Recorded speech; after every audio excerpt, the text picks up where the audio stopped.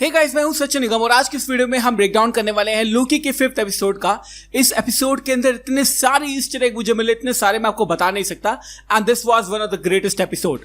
आज की इस वीडियो के अंदर हम ब्रेक डाउन करने वाले हैं, साथ साथ रिकैप करेंगे, ईस्टर एग और डिटेल्स भी पॉइंट आउट करेंगे और डिस्कस करेंगे इस एपिसोड में क्या क्या हुआ। सो हे गाइस, मैं हूं सचिन निगम। Let's begin this video। सबसे पहले अगर एपिसोड की टाइटल के बारे में बात करें तो इसका टाइटल है जर्नी इनटू मिस्ट्री। अब एक्चुअली में इसका नाम ये क्यों रखा गया है, क्योंकि जर्नी इनटू मिस्ट्री जो कि अक्टूबर 1962 के अंदर आई थी, इशू नंबर 85, उसके अंदर हमें लोकी का फर्स्ट अपीयरेंस देखने को मिला था और ये है पहला ईस्टर एग। एपिसोड की शुरुआत होती है लास्ट वाले एपिसोड के एंड से, और आपको पता है कि एंड में हमने देखा था कि लोकी जो है एक ऐसी जगह पे पहुंच चुका है जहां पर बहुत सारे वेरिएंट उसको देखने को मिलते हैं लोकी के ही।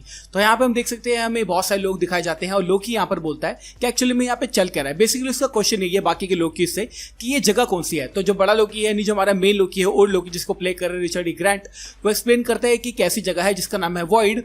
अब ये वॉइड ऐसी जगह है जहां पर टीवी जितनी सारी चीजें प्रून की जाती है उनको यहाँ पर बेचती है। तो बेसिकली उनका कूड़ेदान है जहां पर जितनी भी गार्बेज चीजें होती हैं जिनकी कोई जरूरत अब बची नहीं है उनको यहाँ पर भेजा जाता है। और लोकी जो है वो एक्सप्लेन ये करता है कि सारे के सारे जो वेरिएंट्स है लोकी के उनको यहीं भेजा जाता है और हमने एक अच्छी दुनिया बना ली है। और यहाँ पे एक मॉन्स्टर है जिसका नाम है ओलायत, वो किसी को भी बाहर यहाँ से जाने नहीं देता और एक बार हम यहाँ पे आ गए हैं तो हम यहाँ से निकल नहीं सकते। तो बेसिकली हमारे लोकी के मन में बहुत सारे क्वेश्चंस है। उसके बाद अगले सीन में हमें दिखाई जाती है लेडी लोकी यानी कि सिल्वी, जो कि एक्चुअली में रेनसिलर से क्वेश्चंस कर रही है कि मुझे बताओ टीवी के बारे में सब कुछ बताओ और तुमने क्या क्या किया है, क्यों क्यों किया है और टीवी के पीछे कौन है, ये सब बताओ। लेकिन रेनसिलर यहाँ पे बोलते हैं कि मुझे कोई भी नॉलेज नहीं है कि टीवी के पीछे कौन है, ये सब कौन कर रहा है और मैं भी तुम्हारी तरह बदला ही लेना चाहती हूँ। एक समय के लिए वो सिल्वी को अपने कॉन्फिडेंस में ले लेती है, उसको थोड़ा समझाने की कोशिश करती है। सिल्वी को ऐसा लगता है कि कहीं ना कहीं जो रेनसिलर है वो उसकी मदद करने वाली है, लेकिन हम यहाँ पे देख सकते हैं कि जो रेनसिलर है वो सिल्वी का सिर्फ और सिर्फ टाइम वेस्ट कर रही होती है और वो टाइम पैड का इस्तेमाल करके मिस मिनट्स को बुलाती है और बोलती है कि सारे के सारे फाइल्स दिखाओ टीवी के बारे में और टाइम की शुरुआत के बारे में और टाइम के एंड के बारे में। तो यहाँ पर सिल्वी को ऐसा लगता है कि अब उसको सारे के सारे आंसर्स मिलने वाले हैं। लेकिन अब यहाँ पे देख सकते हैं कि रेनसिलर और जो हमारी मिस मिनट्स हैं वो दोनों उसको बेवकूफ बना रहे हैं और वो सिर्फ वेट कर रहे हैं टीवी के बाकी के एजेंट्स के आने का। और यहाँ पर जैसे ही बाकी के एजेंट्स आते हैं तो सिल्वी जो है पीछे जाकर छुप जाती है। तो यहाँ पे हम देख सकते हैं कि जो रेनसिलर है वो एक्चुअली में अभी भी सही नहीं हुई है और वो सिर्फ सिल्वी को बेवकूफ बना रही थी। हम देख सकते हैं सिल्वी जो है वो प्रून स्टिंग का इस्तेमाल करके अपने आप को प्रून कर लेती है और यहाँ से चली जाती है। टीवी के एजेंट भी ये बात बोलते हैं कि उसने अपने आप को प्रून कर लिया, तो वहां से भी रेनसिलर जो है वो उनको झूठ बोल देती है और बोल देती है कि वो मर चुकी है। लेकिन एक्चुअली में ऐसा हुआ नहीं है, ये बात हम भी जानते हैं। अब चली गई है हमारी सिल्वी वॉइड के अंदर जहाँ पे बाकी के लोकी भी हैं। दूसरी तरफ हम देख सकते हैं कि वॉइड के अंदर जो मेन लोकी है हमारा लोकी, वो बाकी के लोकी से पूछता है कि हम यहाँ से बाहर कैसे निकल सकते हैं, क्या तुमने कभी यहाँ से बाहर निकलने की कोशिश नहीं की। तो जो मेन लोकी है यानी ओल्ड लोकी वो एक्सप्लेन करता है कि यहाँ से हम बाहर नहीं निकल सकते और अगर हमारे पास टाइम पैड होता तो ही हम यहाँ से बाहर निकल पाते। और वो एक तरह से लोकी का मजाक बनाते हैं कि वो यहाँ पर आकर बेकार की बात कर रहा है क्योंकि हम तो अभी तक निकल नहीं पाए और ये लोकी हमें बाहर निकलने के लिए कह रहा है। तो यहाँ पे हम देख सकते हैं कि जो हमारा लोकी है वो गंदी तरह से फंस चुका है। अब कुछ अगले सीन में हम देख सकते हैं कि सारे के सारे लोकी उस जगह पर जा रहे हैं जहां पर वो छुप कर रहते हैं ताकि ओलायत से बच सके। इस सीन के अंदर जहां पर हम देख सकते हैं कि सारे के सारे लोकी जो है वो हैच में जा रहे हैं। हम देख सकते हैं एक यूएफओ, मेरे हिसाब से ये यूएफओ है रॉसवेल वाला यूएफओ, जो कि 1947 में न्यू मैक्सिको के अंदर आकर गिरा था। एक्चुअली में हुआ कहता है एक गवर्नमेंट कवर अप था जहां पर एलियंस की 4 बॉडी मिली थी।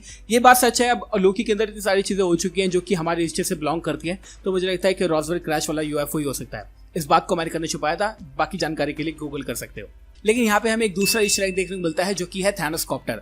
अब कॉमिक्स के अंदर थानोस के पास एक हेलीकॉप्टर था, तो हम यहाँ पे वो देख सकते हैं and it is very very funny, I loved it. इसी सीन के अंदर हम देख सकते हैं हमें 2 ईस्टर एग और दिखाए जाते हैं जब हमें नीचे का शॉट दिखाया जाता है जिसमें सारे के सारे जो लोकी हैं वो अपने हैच के अंदर जा रहे होते हैं। हम देख सकते हैं वहाँ पे बहुत ही अमेजिंग 2 चीजें हमें देखने को मिलती हैं। फर्स्ट ऑफ ऑल हमें देखने को मिलता है मेयोनियर, जो कि आप सब जानते हैं, मुझे एक्सप्लेन करने की जरूरत नहीं है, जो कि है थॉर का हैमर।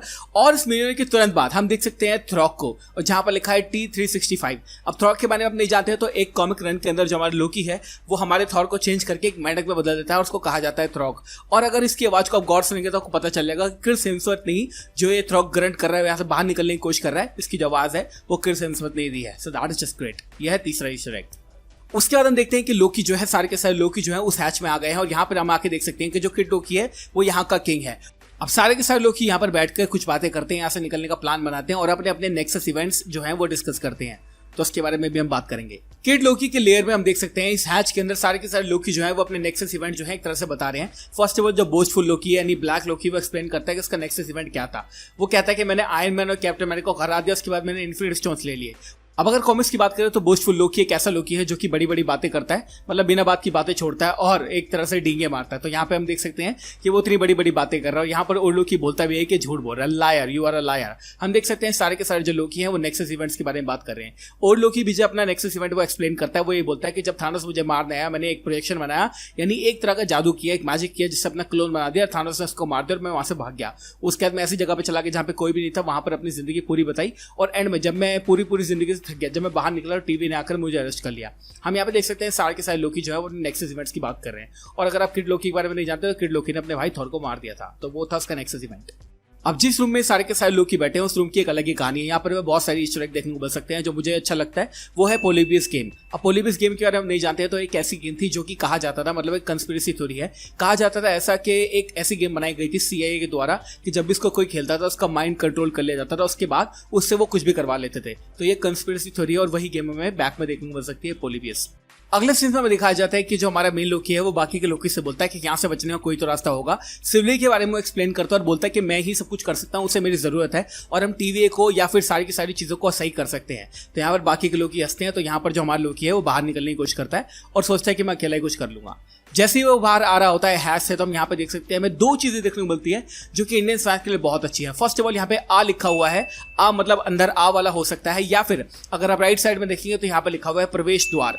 अब ऐसा क्यों लिखा है मैं आपको एक्सप्लेन करता हूं। ऐसा हो सकता है कि इतने सारे लोकी यहाँ पे हैं तो कोई इंडियन लोकी भी हो जिसको हिंदी आती हो या संस्कृत आती हो, तो वो भी इस बात को पढ़ पाए, इसलिए वहां पर जो है प्रवेश द्वार लिखा हुआ है। और मुझे सच में बहुत ही अमेजिंग इस तरह लगा। उसके बाद हम देख सकते हैं कि जैसे लोकी बाहर निकलने वाला ही होता है उसको देखने को मिलता है कि यहाँ पर प्रेसिडेंट लोकी अपनी आर्मी को लेकर आ गया है। और इसकी आर्मी को गौर से आप देखें तो आपको पता चल जाएगा कि सारे के सारे लोकी के वेरिएंट्स ही हैं। ऑब्वियसली यहाँ पर जो है बहुत ही मजा आने वाला है क्योंकि इतने सारे लोकी हमें देखने को मिलते हैं। और अगर आपको लग रहा है कि नॉर्मल बंदे हैं, ऐसा नहीं है, ये सारे के सारे लोकी हैं। अगले सीन में हमें दिखाई जाती है सिल्वी जो कि उठ रही है एक जगह पे, क्योंकि वो प्रून होने के बाद यहाँ पे आ गई है।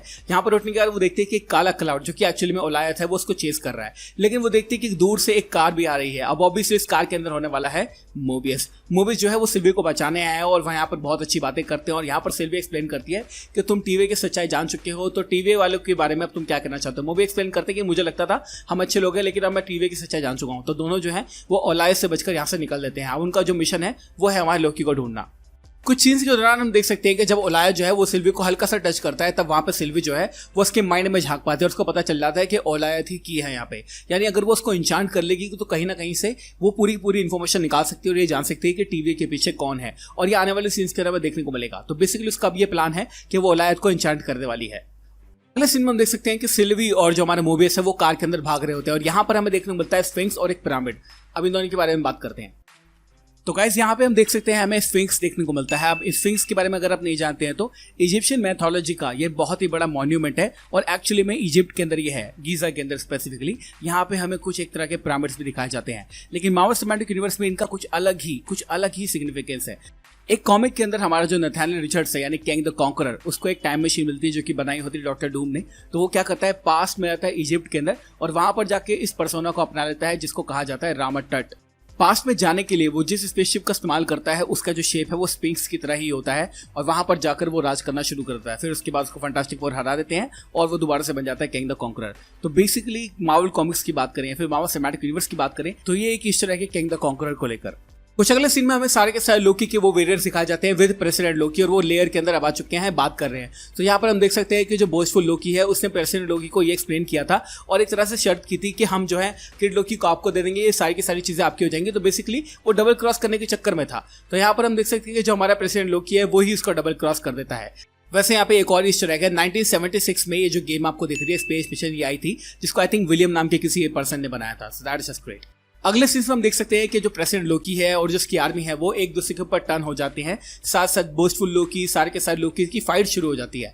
यहाँ पर हम देख सकते हैं कि जो रिचर्ड डी ग्रांट है वो अपने मैजिक का इस्तेमाल करके यानी ओल्ड लोकी अपने मैजिक का इस्तेमाल करके बाकी के लोकी की यानी किड लोकी की, एलिगेटर लोकी की और लोकी की एक तरह से प्रोजेक्शन बनाता है, क्लोन बनाता है और वो सारे के सारे लड़ रहे होते हैं। उसके बाद जो है वो सारे के सारे बाहर आ जाते हैं। तो यहाँ पर जो प्रेसिडेंट लोकी की कहानी है वो खत्म होती है। प्रीवियसली मुझे ऐसा लग रहा था कि प्रेसिडेंट लोकी की कहानी काफी अच्छी होने वाली है, बट अगेन ये बोनर मूवमेंट था मार्वल वालों की तरफ से। हैच से बाहर आने के बाद जो हमारा लोकी है वो एक्सप्लेन करता है कि तुम्हें मेरी मदद करनी पड़ेगी। तो जो हमारा ओल्ड लोकी है, रिचर्ड ई ग्रांट वाला लोकी है, वो रेडी हो जाता है। वो कहता है ठीक है मैं तुम्हारी मदद करूंगा, हम सब उसके साथ लड़ने जाएंगे, लेकिन जहां पर ओलायत आएगा वहीं से वापस हो जाएंगे, उसके आगे हम नहीं जा सकते, तो मैं हम वहां पे लेके जरूर चले जाएंगे। तो यहाँ पर हम देख सकते हैं कि जो रिचर्ड ई ग्रांट वाला ओल्ड लोकी है वो हमारे लोकी की मदद करने के लिए तैयार हो गया है। अगले सीन में हम देख सकते हैं कि हमें एक प्रूव्ड इवेंट दिखाया जाता है जहां पे सारे के सारे लोकी ये बात देख रहे हैं कि अगर कोई बड़ी चीज आती है तो ओलायत पहले उसके पीछे जाएगा। तो बेसिकली लोकी का ये प्लान है कि जैसे ही ओलायत जो है वो किसी भी चीज से डिस्ट्रैक्ट होगा, मैं पीछे से उसके निकल जाऊंगा और यहां से बाहर चला जाऊंगा। लेकिन वो देखता है कि यहां पर आके रुकती है एक शिप। अब जिन लोगों को नहीं पता है मैं उनको बता दूं, ये जो आप शिप देख रहे हैं ये है 173 यूएसएस एल्ड्रिच। इसके पीछे बहुत बड़ी कंस्पिरेसी थ्योरी है जिसके बारे में मैं आपसे बात करना चाहता हूं। Seriously it's an amazing story.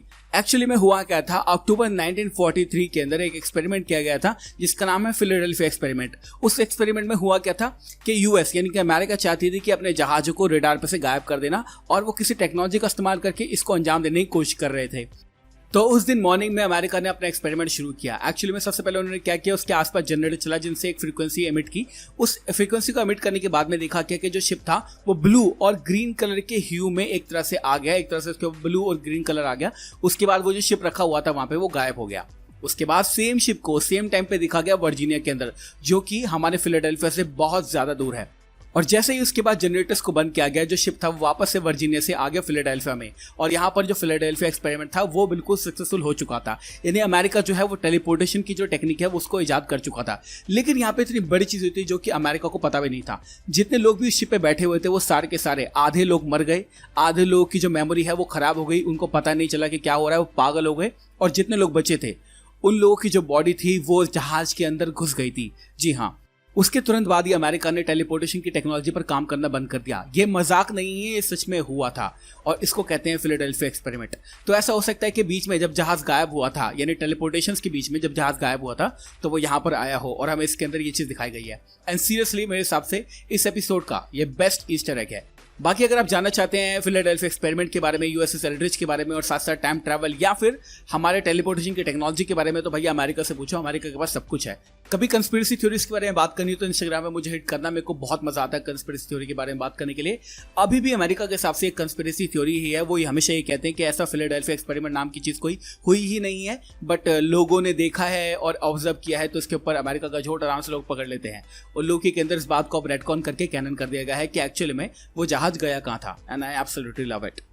उसके अगले सीन में हम देख सकते हैं कि यहाँ पर मोबिस और सिल्वी जो है कार के अंदर आ रहे होते हैं। तो लोकी ये बात देख लेता है कोई आ रहा है, सारे के सब लोकी उस तरफ जाते हैं और लोकी ये बहुत देख के खुश हो जाता है कि सिल्वी वहां से निकलती है, मोबिस वहां से निकलता है। उसके बाद वो एक्सप्लेन करता है रिचर्ड ई ग्रांट, किड लोकी और एलिगेटर लोकी के बारे में और बोलता है हमने प्लान बनाया है उस क्लाउड मॉन्स्टर यानी कि ओलायत को मारने का। यहाँ पर सिल्वी बोलते है कि उसको मारना नहीं है, उसको इंचांट करना है। और यहाँ पर ऑब्वियसली सिल्वी का प्लान आगे होने वाला है, क्योंकि सिल्वी ये बोलते है कि मैंने 2 मोमेंट के लिए कुछ देखा था जो कि उसके दिमाग में है। तो यहाँ पर लोकी जो है वो सारे के सारे एग्री हो जाते हैं इस प्लान को एग्जीक्यूट करने के लिए और अब वो इंचांट करने वाले हैं ओलायत को। उसके बाद वापस से हमें टीवी का सीन दिखाया जाता है जहां पे जो रेंसलेयर है वो B-15 के पास जाती है और उससे पूछती है कि तुमने बात की थी वेरिएंट से, बताओ उन्होंने क्या क्या प्लान कर रखा है।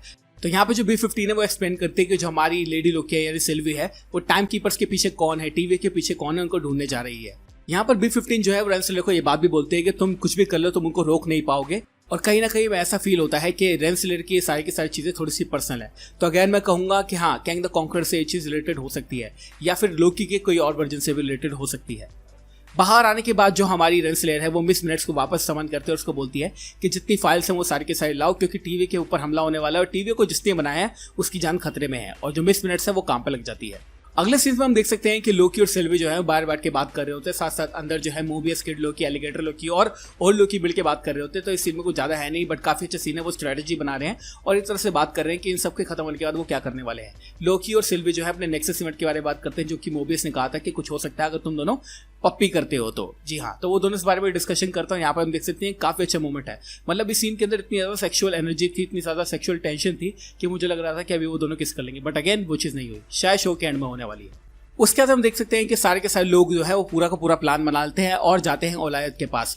इस सीन के अंदर जहां पर सारे के सारे लोग यानी मोबियस, ओल्ड लोकी, किड लोकी, हमारी लेडी लोकी और लोकी वो ओलायत को देख रहे होते हैं। लेफ्ट साइड में हम देख सकते हैं रोनन की शिप, जो कि हमने 2014 में ही गार्डियंस ऑफ द गैलेक्सी के अंदर देखी थी, जिसका नाम है डार्क एस्टर।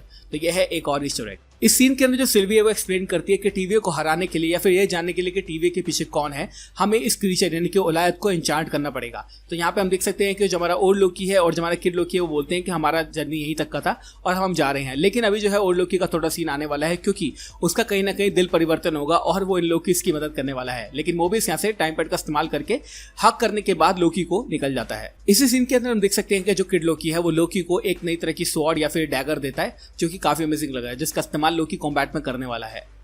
अगले सीन में हम देख सकते हैं कि लोकी और सिल्वी जो है वो अब ओलायत को एन्चांट करने निकल चुके हैं। और अगर आप यहाँ पे गौर से देखेंगे तो आपको देखने को मिलेगा फ्रीकिंग लिविंग ट्राइब्यूनल। अब लिविंग ट्राइब्यूनल के बारे में नहीं जानते हैं तो एक्चुअली में मार्वल यूनिवर्स के अंदर या फिर मार्वल कॉमिक्स या फिर एमसीयू ले लो, इन सब के अंदर बहुत ही बड़े कॉस्मिक पावरफुल बीइंग में से एक है लिविंग ट्राइब्यूनल। इसकी मर्जी के बिना दुनिया में कुछ भी नहीं होता। तो यहाँ पे हम देख सकते हैं हमें एक बहुत ही मस्त एक ईस्टर एग दिखाया गया है।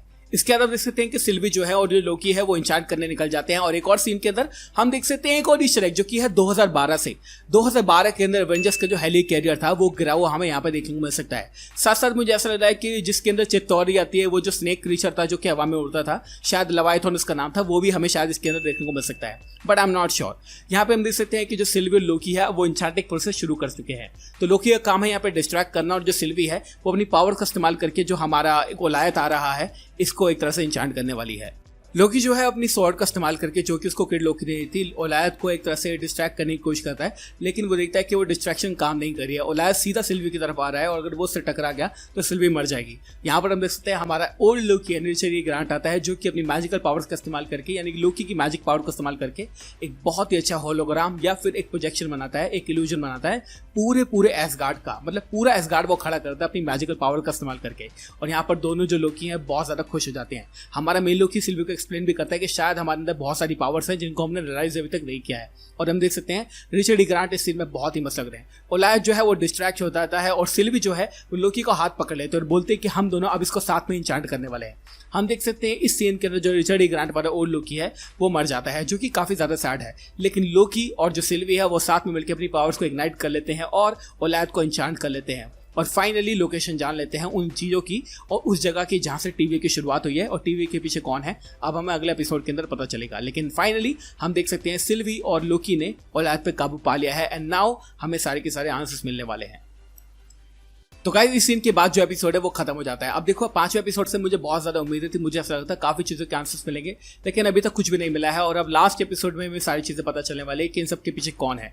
तो अगेन वही चीज़ों के पास हम वापस जाते हैं, कैंग द कॉन्करर या फिर लोकी का एक और वर्जन हमें देखने को मिल सकता है एज विलन। अब लोग तो ये भी कह रहे हैं कि मिस मिनट्स विलन हो सकती है, रवोना रेंसलर विलन हो सकती है, बट मुझे लगता है वो काफ़ी छोटे कैरेक्टर हैं, शायद वो विलन नहीं होंगे। लोकी का कोई एक और वर्जन हो सकता है जो हमारा शायद किंग लोकी एक विलन हो, या फिर हमारा किंग द कॉन्करर तो है ही। तो इन दोनों में से एक ना एक तो विलन निकलेगा। आप मुझे कमेंट सेक्शन में जरूर बताना कि आपका एपिसोड कैसा लगा। मुझे सच में बहुत ज़्यादा अच्छा लगा और अगले एपिसोड के लिए मैं काफ़ी ज़्यादा एक्साइटेड हूँ। 6th एपिसोड में सारी चीज़ें पता चल जाएंगी finally. And now Loki is going to be over. और लोकी जो है कैसे हाई नोट पे ओवर होने वाला है, जिसके बाद बहुत पॉसिबिलिटीज हमारे सामने निकल जाती हैं। तो thank you so much for watching this video guys. मैं हूं सचिन, मिलूंगा आपसे अगली वीडियो के अंदर। Bye guys, take care, love you all and have a great amazing day.